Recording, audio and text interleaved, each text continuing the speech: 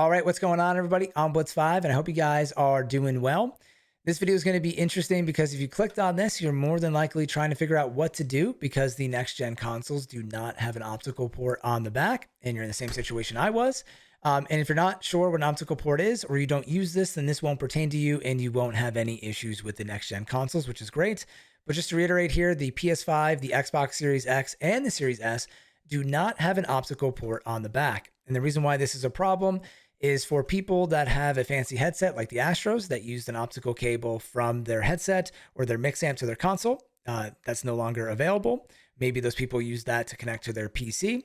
Or if you're like me and you have a mixer like the GoXLR, I was using that to connect to my console with an optical cable to get audio from my console to my PC and then adjust game and chat volume for my stream to provide better quality for everybody.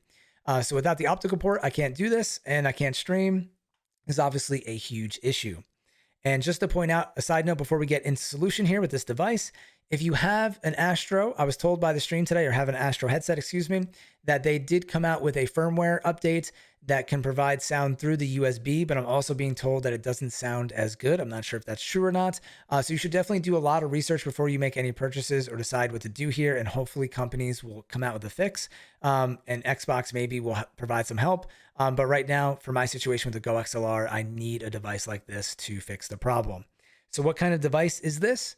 Well, this is an HDMI audio extractor, and I've never heard of this device before until I had to buy this.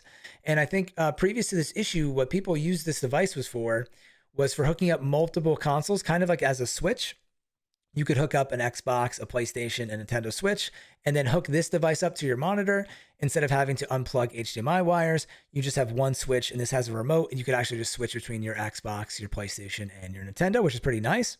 And what helps in this case is that this switch has an optical port on the back. So you can hook up your Xbox One Series X right here, then hook this up to your monitor, and then you are given a free, well, not free, this costs $40, optical port right here to hook up any of your devices. So right now, this is a solution to my problem. Again, I'll show you guys the listing. This is a $40 device that you can purchase. There's an Amazon listing right here. But what you have to look out for is the quality of these devices and what functionalities they have. So right here, this is capped at 4K, 60 Hertz. So you cannot get 120 Hertz on this device. And this supports HDMI 2.0. It does not support HDMI 2.1. There aren't really any monitors with HDMI 2.1, but that's coming. But right now, this is a great temporary solution, but you have to watch out what's happening here because if you're expecting higher hertz, you're not going to get that to your monitor, and that's going to be a problem. But for people like me, I only play PUBG right now, and the game is capped at 60 frames per second, so having 60 hertz is fine.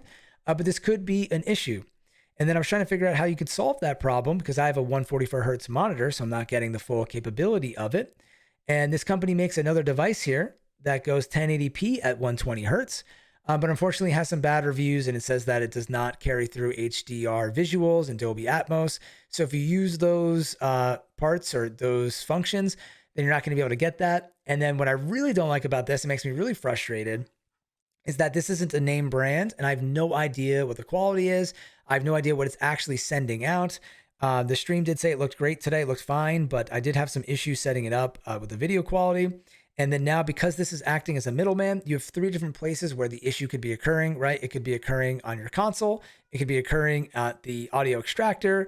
It could be occurring on your monitor, which is 3. And then actually it could be happening in the actual mixer itself or a PC. So there's like 4 to 5 different places the issue could be happening in my setup right now, which is really frustrating. And also you got to make sure you have all brand new or newer HDMI cables, because if you're using a super old HDMI cable, it might not even support the video quality if you're trying to use 4K, right? So there's just a lot of different areas here for room for errors, and that's kind of frustrating. You also need a power cord to get this product to work, but I'm pretty sure not every single one is going to need one. And then if you want to go name brand, this was recommended in the stream today. This is from Best Buy, Insignia, which I've heard that brand before. This is a 4K audio extractor with the optical port in the back.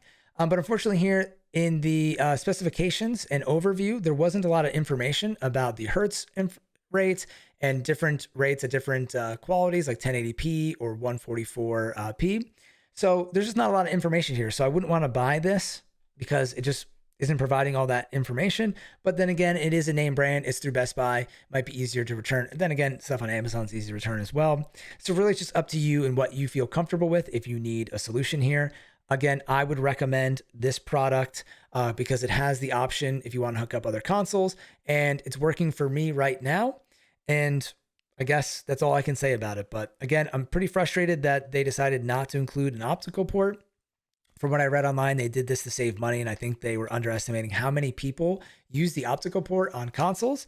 A lot of people are focused on the best visuals and audio quality, and with that comes the optical port.